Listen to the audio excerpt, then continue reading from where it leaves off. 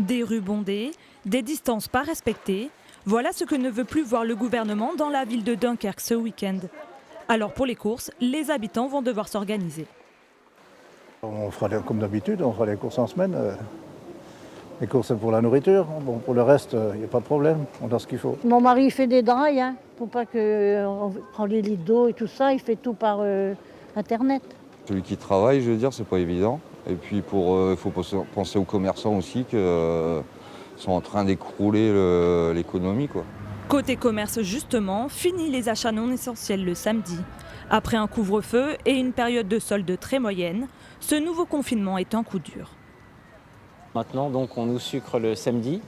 Et là, ça va être vraiment très compliqué parce que le samedi, c'est quand même le jour le plus important. C'est 30% du chiffre d'affaires de la semaine. Dans ce centre commercial de 17 000 m², la fermeture, c'est toute la semaine et pour toutes les enseignes désormais.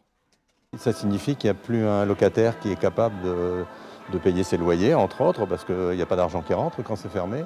Et il y a aussi le côté dangereux, c'est de perdre des clients, puisque le client il va essayer de se reporter sur d'autres formes d'achat. Et on craint qu'à la réouverture, les difficultés économiques s'amoncellent. Une réouverture que cette librairie de plus de 1000 m² implantée dans la galerie espère la plus tôt possible. La situation est quand même grave et il faut l'entendre. Si c'est pour régler la situation rapidement, il faut s'y plier. La mesure est prévue pour durer 2 semaines jusqu'à nouvel ordre.